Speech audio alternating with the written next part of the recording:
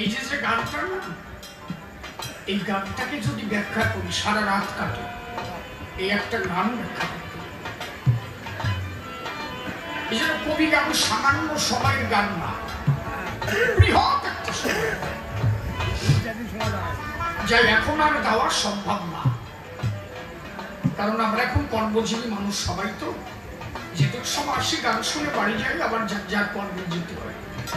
এই কবি গানটা পূর্ববঙ্গে পূর্ণাঙ্গ ভাবে হতো, তার মানে পূর্ণবঙ্গে এক ফসলে ধান হতো, ওই ধান কাটিয়ে তুই ওই যে কবি গান শুনতিস তো সিরিয়াস না করছে নিয়ে বসে পড়তো। এই গোসাই সত্যি কথা কি কেউ না বুঝুক, তুমি ভালো বুঝবা না, গিটি জোন ভালো আছে।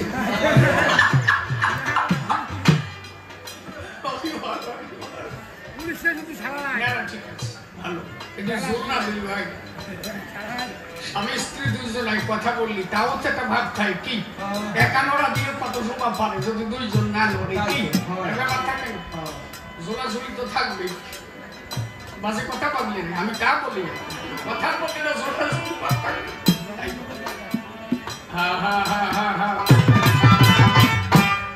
জন্মি যে জন্য ব্রহ্ম তুমি যাবো, আমি আচরিব গোপধর্ম, ব্রহ্মত্ব পথ রাখবো। গোপধর্মটা কি? যেখানে কোনো জাতাজাতি থাকবে, মানুষে মানুষে হবে সমান, হিন্দু খ্রিস্টান মুসলমান থাকবে না জাতির বিধান।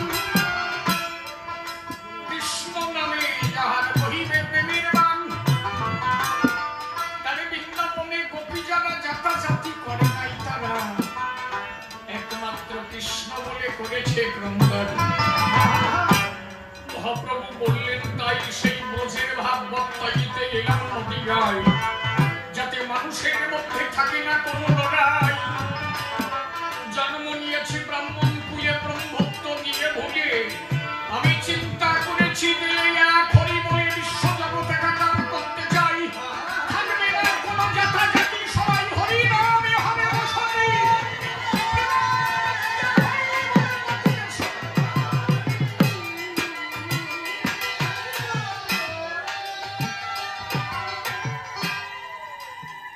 এটা একমাত্র হতে পারে যদি কারো মনুষ্যত্ব একবার জাগ্রত হয়। যার মধ্যে একবার মানবতা জাগিয়ে মনুষ্যত্ব জাগ্রত হবে, তার কাছে তখন জাতাজাতি আর থাকবে না, সব একাকার হয়ে যাবে। বামুন ভাই কোন বাড়িতে মন্ত্র তন্ত্র উচ্চারণ করে বলছে সর্বস্তুতম ব্রহ্ম, প্রত্যেকটা জীবের মধ্যে ব্রহ্ম আছে, ভগবান নাই এমন কোন জায়গা নেই। বুঝলাম তো, ভালো কথা বলবি। আবার নমশূদ্রের বাড়ি গেলে সে বাড়ি খাবো না কেন? ব্যাপারটা কি? আমার কথা বোঝা যাচ্ছে তা কি?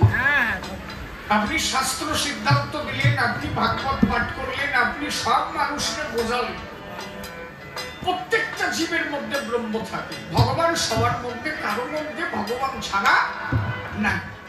যত্র জীব তত্র শিব, জীবে দয়া করে যেই জন সেই চেষ্টা নিচ্ছে, তা বললে তো ভালো।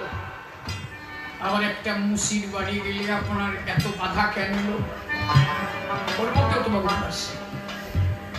এই জন্য হরিচাঁদ ঠাকুর বলেছিলেন, কুকুরের উচ্ছিষ্ট পেলে মোরা খাইবে, দিদি শৌচাচার নাহি মানা কাজ। ঠাকুর বলেছিলেন কি, জীবে দয়া নামে রুচি মানুষের নিষ্ঠা, ইহা ছাড়া আর যত সব ক্রিয়া ভ্রষ্টা। হরিচাঁদ ঠাকুর দেখেছিলেন তাই, ওই কুকুরের মধ্যেও যে কথা বলে একটা মানুষের মধ্যেও সে কথা কয়। জাতা জাতি থাকবে না, জীবের মধ্যে থাকবে না কোনো লড়াই। ওরা কান্দি সত্যি জাতি সমাজে একমাত্র প্রসাদ ফলে হরি বলে।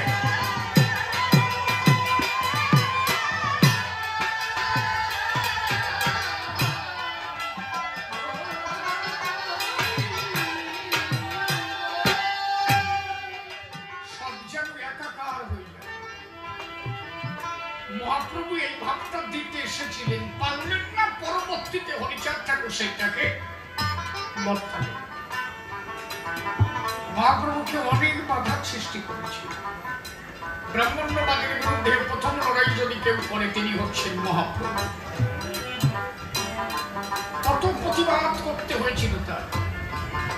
শেষ পর্যন্ত ফলস্বরূপ কি হয়েছে তা বলতে পারবো না।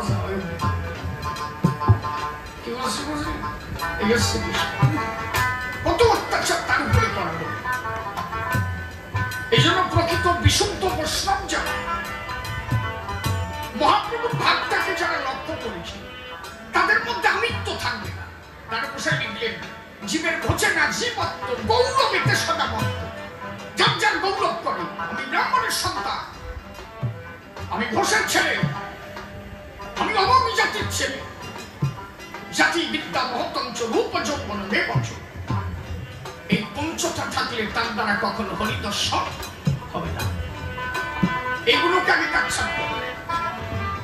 আপনি হইয়া নম্র, জীবকে শিক্ষা দিতে ধর্ম, তিনি না তো বিষয়ক মার্গ, তা না হলে তৃণের মতো কোনো জাতাজাতি থাকবে না, অহংকার থাকবে না। একটা ঘাসের উপর দিয়ে মানুষ হেঁটে গেলে ঘাস কখনো কয় না তুমি আমার উপর দিয়ে হেঁটো না, তেমনি হও। একটা গাছকে কোঠাক মারলে গাছ যেমন কয় না তুমি আমার কেটো না, তেমনি হও। ত্রিনাদপি সড়ক মর্ম, ত্রিনাদপি শুনেছে না তরুণে বসরিষ্ঠ না, আমাদের অমান্তের কীর্তনিক সদা ত্রিনের মতো সমান হও, তবেই তুমি ঈশ্বর প্রাপ্তি হতে পারো। তাই যদি হয় তাহলে ব্রাহ্মণ ভাই তোমার মধ্যে এত অহংকার কেন? কিন্তু তোমার দ্বারা ঈশ্বর প্রাপ্তি কোনো সম্ভব নয়। এই জন্য মহাপ্রভু বললেন, জন্মি যে জন্মে ব্রহ্মকুলে যাব না, আমি আচরিব গোপ ধর্ম ব্রহ্মত্ব পথ, সব ভেঙে চুরে চুরমার করব। তাই যদি না হবে, নমশূদ্রের সন্তান কে? রামানন্দ মহাপ্রভু। এত ব্রাহ্মণ থাকতে মহাপ্রভু রামানন্দের কাছে গিয়ে বললেন, রামানন্দ কহত কোন পথে গেলে কৃষ্ণ পাওয়া যায়? রামানন্দ বললেন, আপনি আমার কাছে এলেন, আমি শূদ্র জাত। মহাপ্রভু বললেন, কে আবার কোন জাত? তোমার আবার কি দেখাবো? বলে, আমার কাছে তো একই জাত, সবাই মানুষ, আমার কাছে তো কোনো জাতাজাতি। তুমি বলো কোন পথে গেলে কৃষ্ণ পাওয়া যায়? রামানন্দের কাছে গেলে এই যে বললেন না তারা কুশল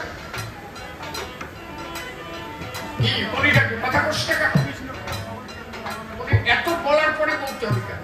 প্রতিদিন কেন হাঁটি লক্ষ্য রাখবে? কৃষ্ণ কথা শ্রবণের জন্য রামানন্দের কাছে। রামানন্দ তুমি কোন পথে গেলে কৃষ্ণ পাই? রামানন্দ বললেন, আপনি কি বলবেন? আমি আমি শূদ্র পুরো জাতি, আপনি আমার কাছে এলেন? মহাপ্রভু বলেন, আমার কাছে কোনো জাতি নেই। রামানন্দ, তুমি কৃষ্ণকে জেনেছো? আমি মনে করি তোমার মতো কৃষ্ণ ভক্ত জগতে আর কেউ হয়। তাহলে মহাপ্রভু কখনো জাতির ভেদাভেদ করেন। মহাপ্রভুর মধ্যে না ছিল কোনো সুস্মান। পরবর্তীতে বৈরাগীরা এটাকে নষ্ট করে। আরে মহাপ্রভু সে ভাব, অবনমত্ত ভাব, যেটা মতুয়াদের মধ্যে পাওয়া যায়। মহাপ্রভু তো পরিষ্কার বলেছিলেন, একদম শ্রী শ্রী চৈতন্য ভাগবত 98 পেজ আদি খণ্ড। এই পড়াশোনা করে না তো কিছু বৈরাগী, এই জন্য সাত দোকানে যে কুরুত কর্মা, বুঝলেন? হ্যাঁ, পড়াশোনা করে না। শ্রী শ্রী চৈতন্য ভাগবত বর্তমান সংস্করণ নয়, মিনিমাম 50 বছর আগের বই পড়তে হবে। বর্তমানে ইসকন মঠ থেকে যেসব বইগুলো বের করছে, এরা মহাপ্রভুকে দিয়ে মহাপ্রভু যা বলে নাই তাই বলাচ্ছে। মহাপ্রভু কোন শাস্ত্রে লেখা নাই কোনদিন 16 নাম 32 অক্ষর মহাপ্রভু করেছে। এমনকি মহাপ্রভু চৈতন্য ভাগবতে পরিষ্কার করেছেন, 16 নাম 32 অক্ষর হচ্ছে তন্ত্র, আর হরি নাম হচ্ছে মহামন্ত্র। আর এরা দেখি যে এখন মহাপ্রভুর এদিকে বলছে, মহাপ্রভু একদিন গাচ্ছে হরে কৃষ্ণ লিখবে, এমনি চিরে বানাচ্ছি করে। আমার দ্বারা এসব মাতুম করে চলে না। হ্যাঁ, মহাপ্রভু কোনদিন 16 নাম 32 অক্ষর গান দেয়। মহাপ্রভু নিজে মুখে বলেছেন, যারা 16 নাম 32 অক্ষর হচ্ছে তন্ত্র, আর হরি নাম হচ্ছে মহামন্ত্র। মহাপ্রভু বললেন, যদি কেউ মালা টিপে হরিনাম করে, আর যে উচ্চ কণ্ঠে হরিনাম করে, যে মালা টিপে তার থেকে যে উচ্চ কণ্ঠে হরিনাম করে, সে 100 গুণ ফল লাভ বেশি করে।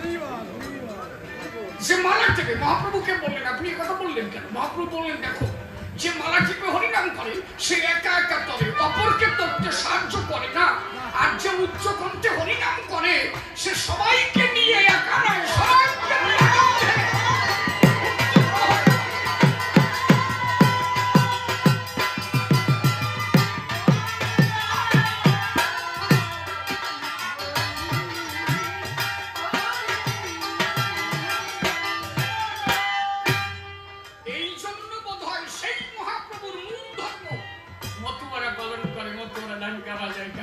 উচ্চ কণ্ঠে হরিনাম।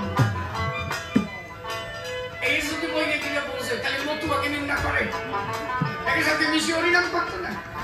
কথা বুঝো, এই জায়গায় আসে নাকি তুই একজন আদালত দেয়, সত্যি কথা কব। আমি দেখেছি যারা প্রকৃত বৈষ্ণব তারা আমার কথা শুনে বলে যে শিল্প ঠিক, আর ওই যে সে কথা কবে যে আমার তো বেকার হচ্ছে। আরে তার মূল কথাটা তুমি বুঝবা না, ব্যাপারটা কি নাকি? বিশ্বকবি রবীন্দ্রনাথ ঠাকুর তাই বললেন, বৈরাগ্য সাধনে মুক্তি সে আমার নয়, অসংখ্য বন্ধন মাঝে মুক্তি প্রেমানন্দ বয়। আমি একা বৈরাগী হয়ে মুক্তি চাবো এ নয়, অসংখ্য বন্ধন মাঝে সংসারের সবাইকে নিয়ে আমি সবাইকে নিয়ে প্রেমানন্দে মুক্তি পেতে চাই।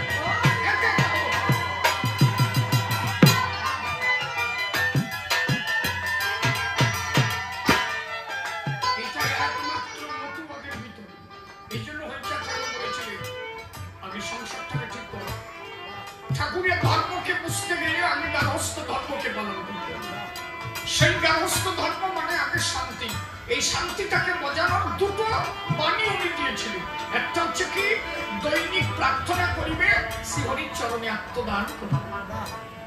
প্রতিদিন সন্ধ্যাবেলা স্বামী স্ত্রী পুত্র কন্যা সবাইকে নিয়ে ঠাকুরের বন্দনা করো। ছেলেকে বলো বাবাকে প্রণাম করো, মেয়েকে বলো মাকে প্রণাম করো, বৌমা শ্বশুর শাশুড়িকে প্রণাম করো। প্রতিদিন সন্ধ্যাবেলা বাড়িতে যারা জ্যেষ্ঠ থাকবে কনিষ্ঠরা তাদের প্রণাম করবে। সন্ধ্যাবেলা ঠাকুরের বন্দনা হবে। ওই যে ছেলেটা ছোট্টবেলা থেকে ওর মা বাবাকে প্রণাম করতে থাকবে, নিজের জ্যেষ্ঠ ভাইকে প্রণাম করতে থাকবে, ওই ছেলেটা কখনো বড় হয়ে বড় ভাইয়ের উপরে কথা বলতে পারবে না। আপনার ছেলেটা মাল খেয়ে বাড়ি আসে, দোষ কার আপনার? আপনি জীবনে কখনো আপনার ছেলেটাকে একদিনও বলেননি যে হরি মন্দিরে বসে একটা প্রণাম কর, তুই তোর দাদাকে প্রণাম কর, তুই তোর বাবাকে প্রণাম কর। আপনি কোনোদিন নিজে আদর্শ তাকে শিখাননি, বরং মৎসবে যে হৃদকদম্ব তরুমূলে গাইয়ে শীত হয়ে খিচুড়ি খেয়ে যাচ্ছে, কিন্তু বাড়ি কিভাবে ধর্ম রক্ষা হবে কোনোদিন আপনি শিখান।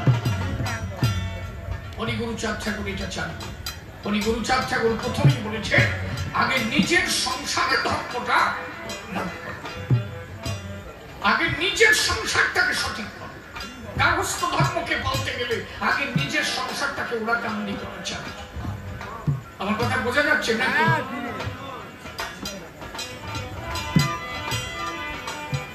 এ বাবা কি হয়েছে? কথা বলিস। হ্যাঁ, ভালো হোক মন্দ বাড়ি যাইয়ে বসবে। এখন আমি যা কই এ নিয়ে বাড়ি যা। আমি দেখেছি তো বড় বড় দলপতি মালার বোঝা টোজা নিয়ে মৎস্য বোঝা টোজা দিয়ে মৎস্য টৎস্য খাই একদম বাড়ি এসে একটা সরস লোকে একবারই ক্যান্ডেল বাঁধাইছে। উনি দলপতি সাজিয়েছে, নিজের সংসার ঠিক নেই, কিসের দলপতি? এই হরিগুরুচাঁদ দেশে নাকি ধরে গুরুচাঁদ ঠাকুর প্রথমেই বলেছে দিন অন্তে একবার হরিনাম করো, সন্ধ্যাবেলা আত্মনিবেদন করো, ঠাকুরের মন্দিরে বসো, 5টা মিনিট সময় দাও, ছেলে মেয়েকে আদর্শ তৈরি করো, তাদের মানুষের মতো মানুষ তৈরি করো। বছরে একটা মৎস্যবে যাও, তাতেই হবে। প্রত্যেক দিন মৎস্যবে যাবো তোমার কেনা করেছে, একটা সব মানসিক জাত হলো না। ব্যাপারটা কথা বুঝলো? কিছু লোকের গাড়ি জ্বালা থাকবে না, যে কটা এই করিবে না তারা ভাববে নিতে হবে কত কথা করবেন।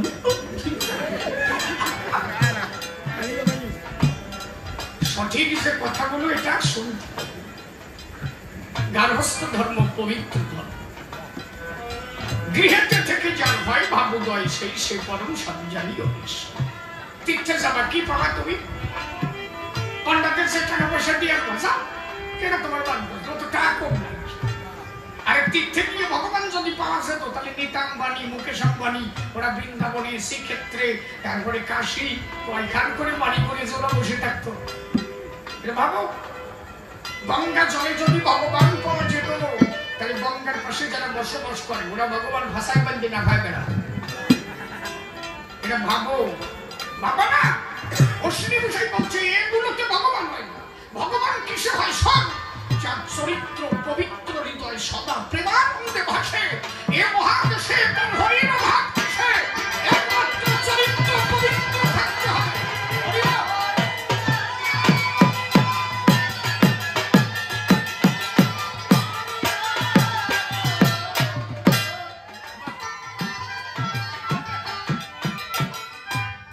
চরিত্র পবিত্র না।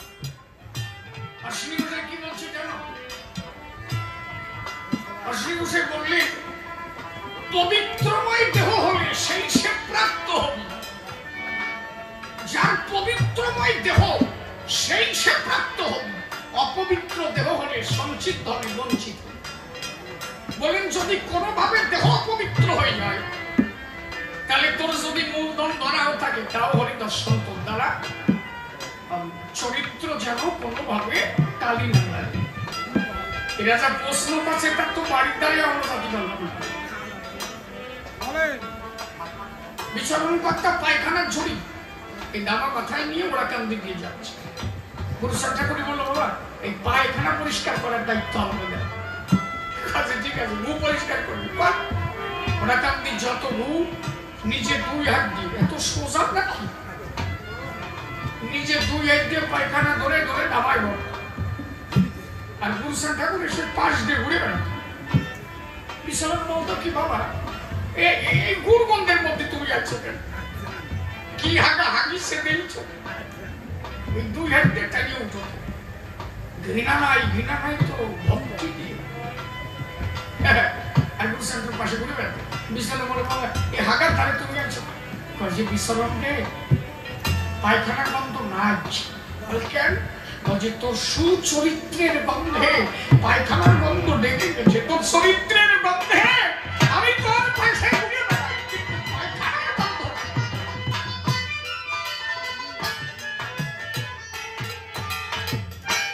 অনেকে বুঝে, অনেক বৈরাগী যদি বসতো এত সুস করে বেড়াতো সুসর মতো।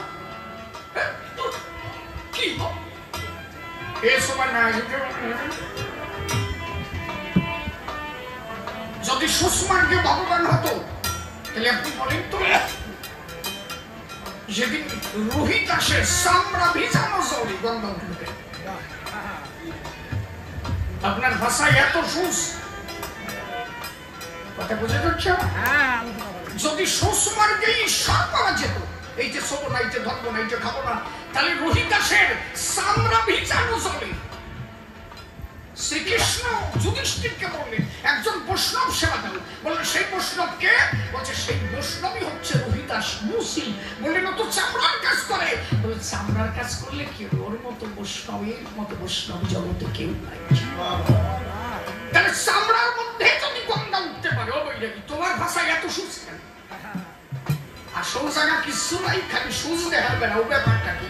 এই জন্য মতুয়ারা সুস্মার্গ মানে না, এরা না মানে ঝড় তুফান, এরা কোনো কিছু মানে না। বিধিবাদদের উপরে মতুয়ারা চলে। মতুয়ারা শুধু জানে প্রেম দ্বারা ঈশ্বরকে পাওয়া যায়, শুধু এরা কামকে জানে, প্রেম দিতে জানে।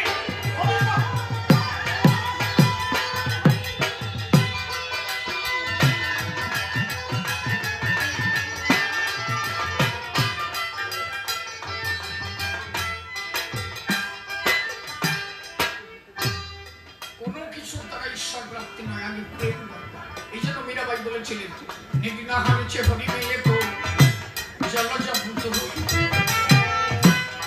ফলমূল খানিছে হরি মেয়ে তো বাদর বানব, তৃণভোগ নেছে হরি মেয়ে তো বহুত মিলে মজা, স্ত্রী ছোড় নেছে হরি মেয়ে তো বহুত মেলে খোঁজা, পাত্তর পুজো নেছে হরি মেয়ে मैं पूजी पहाड़, तुलसी पूजने च हरी मेले तो मैं पूजी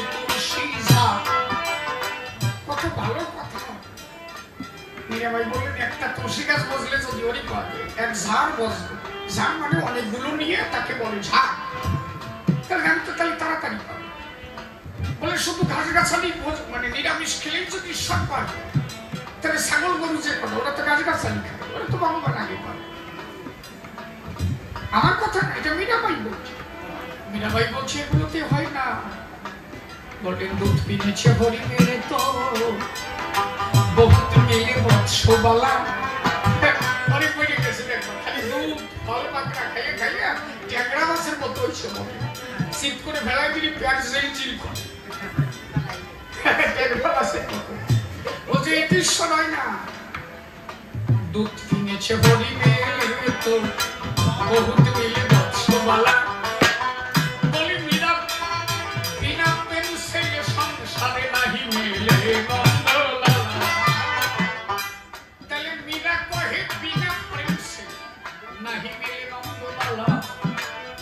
আর রশ্মিনীও বলে গেছে ভেবে দেখো তাই, প্রেম শূন্য জীর্ণ দেহে কিবা প্রয়োজন হয়।